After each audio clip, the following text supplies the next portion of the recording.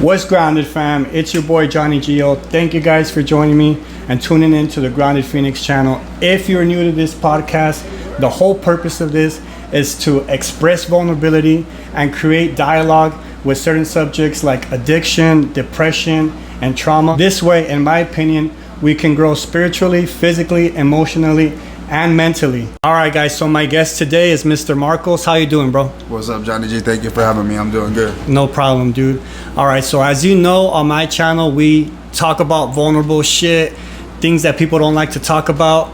I'm really excited to hear your story out today, and hopefully your story can help somebody and really resonate to them what it's like to overcome addiction and everything you bring to the table with your story, bro. How was Marcos like a couple years back, and what kind of person is he now? Well, this memory I had of myself was when I was 3 years old, and I would wake my mom up at 3 o'clock in the morning and make her put my suit on. And then she would go back to sleep, and then I would wake her up again and make her put my loafers on, you know? So earliest memory I have of myself, like, I just have always had like that business mentality. And I've known that from birth, was like, you know, I just want to do something in business. I grew up in Woodland Hills, California. Both of my parents are from New York. They came out here. East Coast? Yeah, my pops was a drug dealer. You know, so I saw from a young age, you know, I remember being like 7 or 8 years old and having my dad talking about weights. And I don't really know, but I guess I could kind of place myself in where I was at that time. And like, I just knew like, all right, Pops is a drug dealer.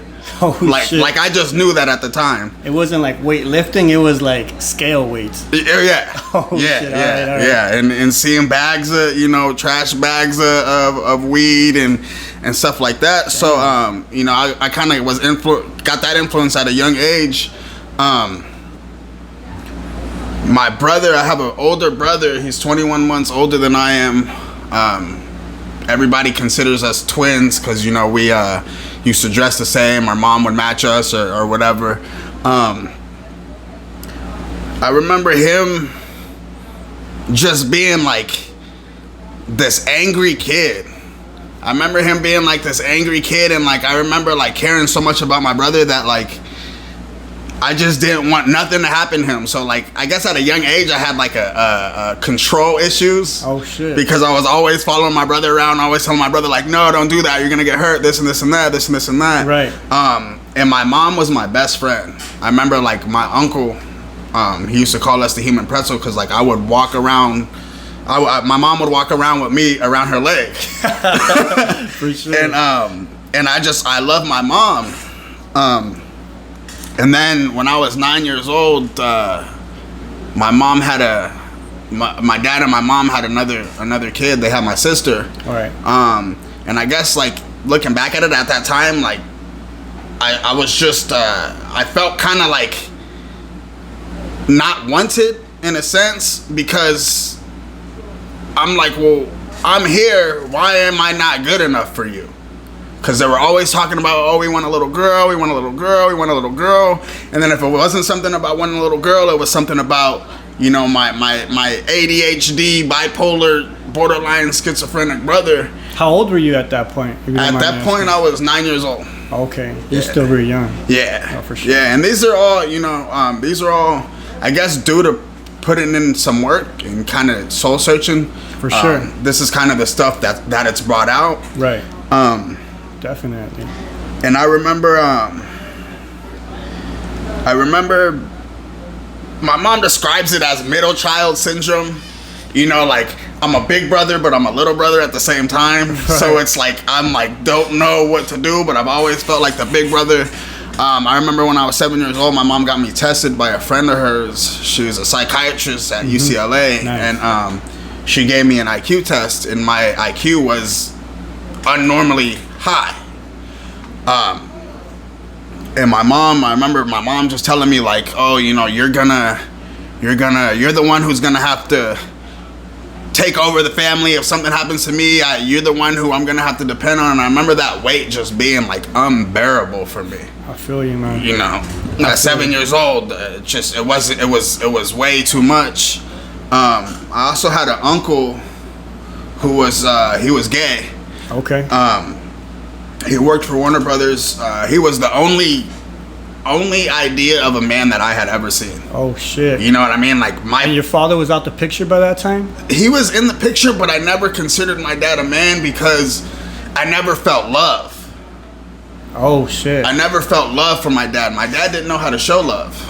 But that's strange because nowadays you see how, I guess, dads are like, that's like the standard, you don't show love, you just kind of like, tough it out, don't cry, stuff like that. And then sometimes, as a father myself, I'm guilty to that. Right. But one thing for sure that I do is I show my kids hella love. Like if I yell at them or whatever, like I'm coming right back with a freaking hug and a kiss and stuff. So I guess that does play a very big important role.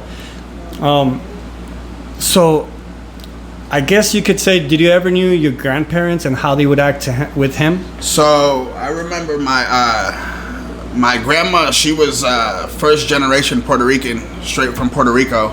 And it was just yelling.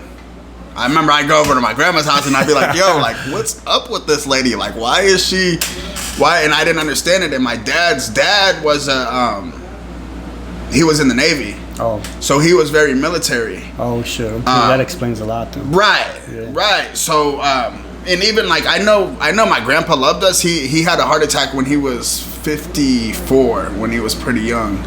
And I know he loved us. But my grandpa's idea of showing us love was like he would pick us up, take us to the candy store, get us whatever we want from the candy store, and then drop us back off. Yep. Right? Yep. So I'm sure that played a part in his life. Right. If you don't mind me asking, like, what kind of drugs were you into? Were you into everything, just alcohol? Like, what was your shit? So I started off at a young age, partying, smoking weed, alcohol, the normal stuff. By the time I was 17, I had already developed ulcers and was throwing up blood from alcohol. So I just stuck with smoking weed, and then I got into pills. I was selling pharmaceuticals. Wow. So you know how they always say you become your best customer. Yeah. So and a big point for me too is from the time I was 17 to the time I was 21, I always judged my customers. Damn. I always was like, I'll never be nothing like them. Like, these motherfuckers are, these are they're just lost. Like, at least I'm not like them, Place myself above them. Yep. And by the time I was 21, I was full blown into Oxycontin, into Roxy's,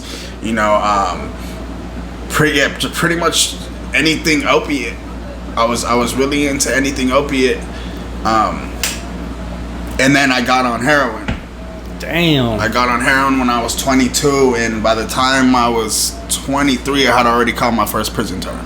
Shit. I was 23, I had already called my first prison term. Shit.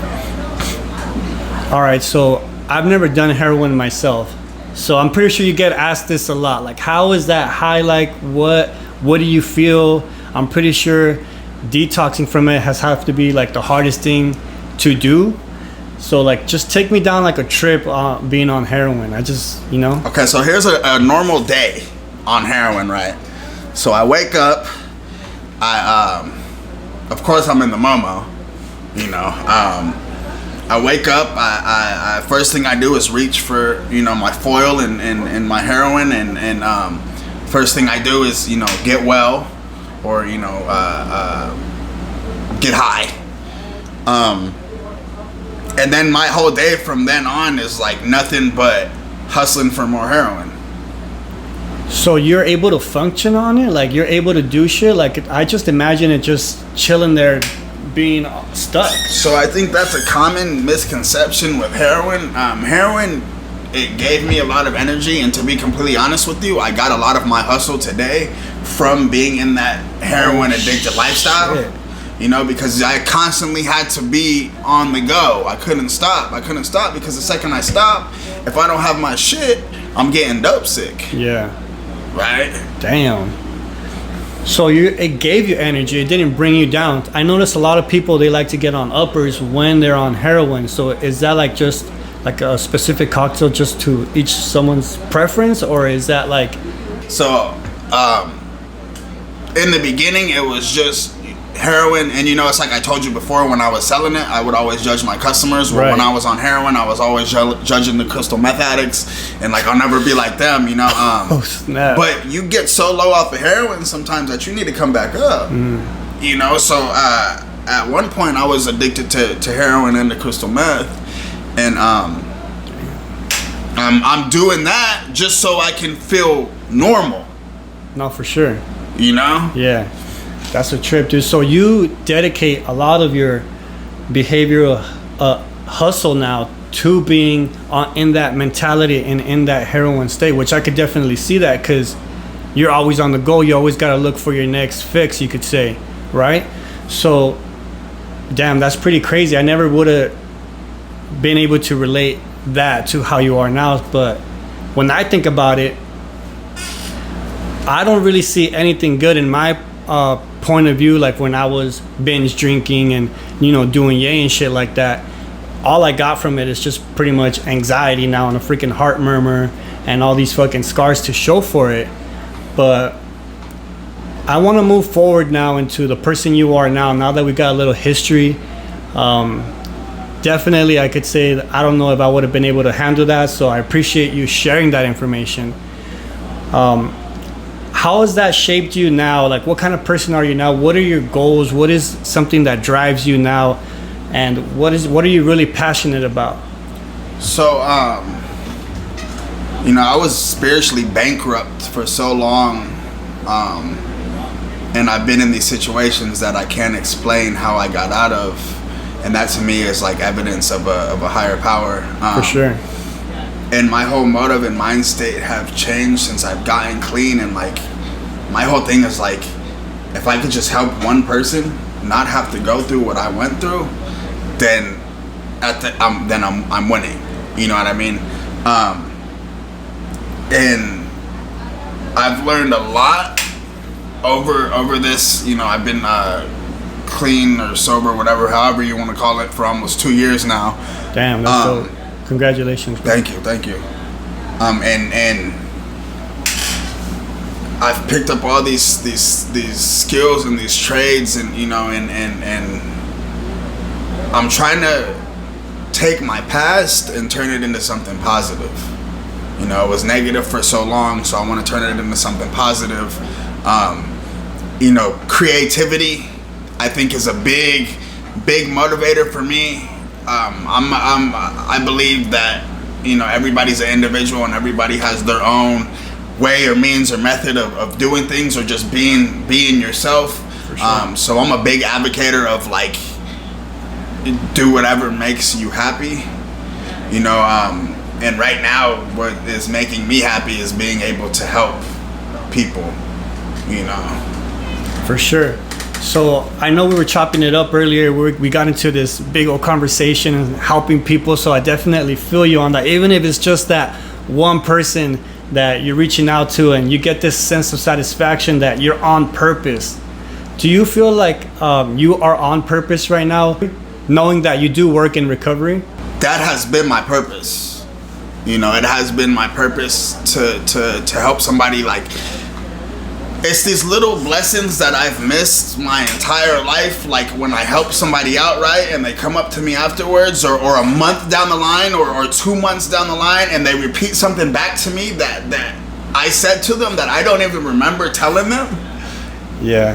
That to me is like, that's evidence of God. For sure. That's evidence of God for me, because I'm like, I don't ever, cool, thank God, Definitely. Grace be to God. I know you mentioned being spiritually bankrupt. I know myself, I had no soul, I thought, prior to, me getting sober. How did you find spirituality? Did you just like get sober for a little bit, and then out of nowhere you're just like, damn, I feel like spiritual and shit? Like how do you get to that point? Because everybody goes through their own journey, and for sure, spirituality is something that, in my opinion, helps you along this journey of recovery. It's the most important factor in recovery and becoming a better person. That's for sure.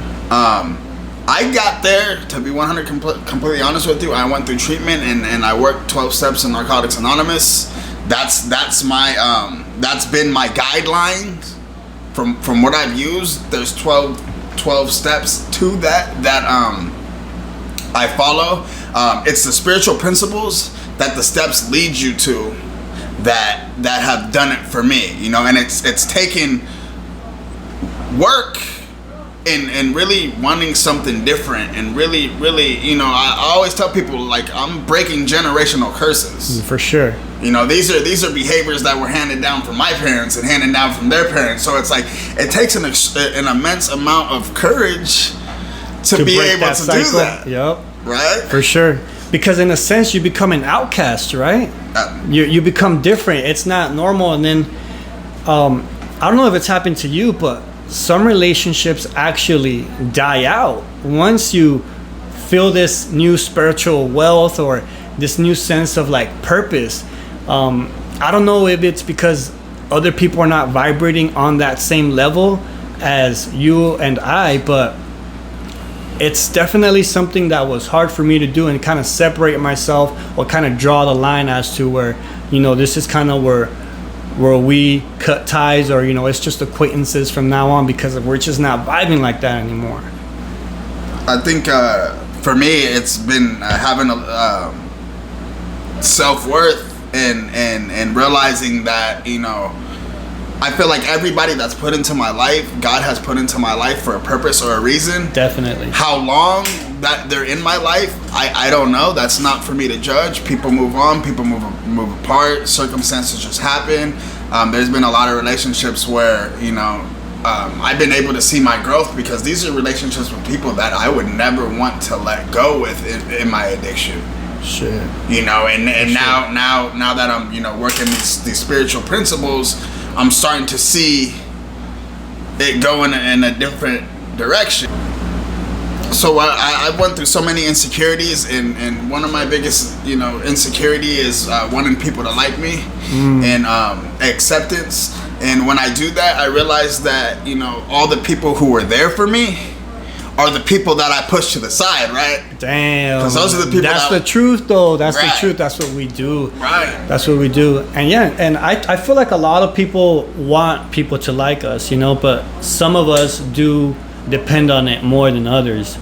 And once you realize that the only person you gotta want to care about is your own self, like once you realize, damn, like I don't really need anybody to like me except for myself. And once you start doing that, in my opinion, everybody else just starts to like you just for being yourself. Right. And if they don't, then that means, hey, they're not meant to be there in your life. Right. So going back to spirituality, for you, how does it feel being spiritually awake, or, you know, going on this journey? Because I pray, like I don't want to say I know how to pray and say prayers and stuff, but I get on my knees, right? And I talk to God. And when I do this, I know I'm being truthful when I fucking get the goosebumps. I got the goosebumps as I'm talking to God, bro. And this is how I know. You know how you get goosebumps when you listen to someone sick singing and they hit this vocal that's just like, oh my God, how is she doing that? You're getting like goosebumps. That's how I feel when I'm talking to God, bro. And before that, I had not felt that. Is that what you feel, or is that how is it that you feel this, your soul being uplifted or spiritual? I can say I've definitely had some similar experiences where like the hairs on the back of my neck will stand up. Okay, hell yeah. And I'll hear the truth. You know, that's what does it for me, is when I hear the truth and like it hits my heart, right? For sure. And because, you know, I've learned through spirituality that I believe in vibrations. You know, sure. I believe in God. I believe in the universe. I believe in all of that.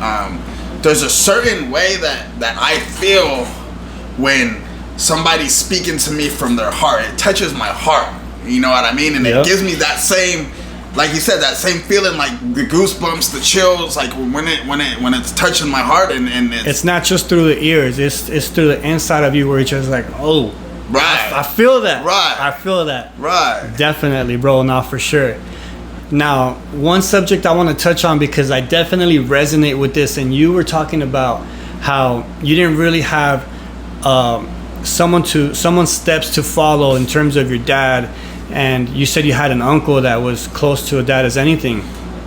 So how did that affect you in terms of what route you wanted to take growing up or through your addiction? Because I know for me, I had a stepfather, and I guess because he was my stepfather, he wasn't very lenient on me, or he wasn't there as much. He also had problems with women and things like that. And I came to find out that my stepdad was not my actual biological father, and I was 12 years old at this point. My whole childhood, I thought that he was my dad.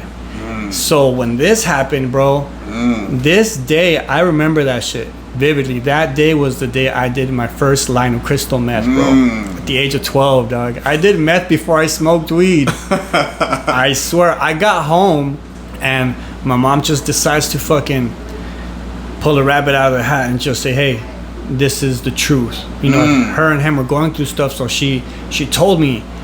And from that moment, bro, I just felt so lied to. I felt this sense of like, what the fuck, just deceived. And even though I should have appreciated I had some sort of father figure, I felt ice cold after that moment, bro.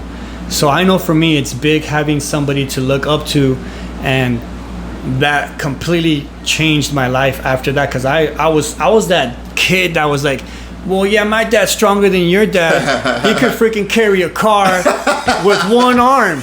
Shit like that, you know? So that crushed me. Right. So how did it affect you, like your pops not being really there all the moment? Like, you think that played a huge role into the route you went? Oh, yeah, absolutely. You know, it's like I talked to you about before, all those people that I ended up judging, I ended up becoming all of those people. And that was one of them, right? I ended up becoming just like my dad. You know, I push people away that care about me, and I can't see, you know, people that care about me because I have all these insecurities, you know, and this is how I was raised, you know. Like I told you before, my dad would come over and, you know, him and my mom split up when I was 11 years old. After that, it'd be like once a week he'd come pick me up, take me to McDonald's or Taco Bell, give me a burger, drop me off back home. So like I really equated my self-worth with people buying me stuff. Right. Oh, okay. Right? So that's what I thought I was worth. I was worth that Taco Bell taco, or I was worth that McDonald's, you know, and for just that temporary moment when I had that food, I felt loved, right? For sure. And then my uncle, he passed away when I was 7 years old. You know, he died from AIDS. That was right away after the separation, huh? That was a little bit before. Oh, okay. My dad was still in the picture. And really, I didn't really know the effect that had on me until later on in life, and getting older and making some work. Because keep in mind, you know, my uncle worked for WB, and he would always tell my mom, like, I'm gonna make me and my brother movie stars. Nice. You know, so I had that set in my head at a young age, like, well, I'm gonna be a movie star. Yep. Well, I'm gonna be a movie star. So when my uncle died, I guess you could say, like, in a sense, you know, I got my first glimpse of being lost. So did that dream die when he died? Do you feel like, because that gave you like hope of like, this is what I'm gonna be, this is, because he's like reassuring that to you? That dream definitely died. Well, that dream wasn't my dream to begin with. That's true. So but that sparked, I think that right there sparked this ego in me. That right there sparked this drive in me. It sparked this anger in me. It sparked this you know, depending on how you look at it, right? The gift is the curse is the gift. So it sparked this this hunger in me of like, I'm going to do great things. That's it. You know what I mean? Like, no, like, you're not taking this from me. You know what I mean? And I guess that kind of, now looking back at it, that kind of starts my resentment with God. Damn. Was like, you know, and I can really relate with my mom. My uncle died on my mom's birthday. Yeah. Damn. You know, and I remember she told me, she's like,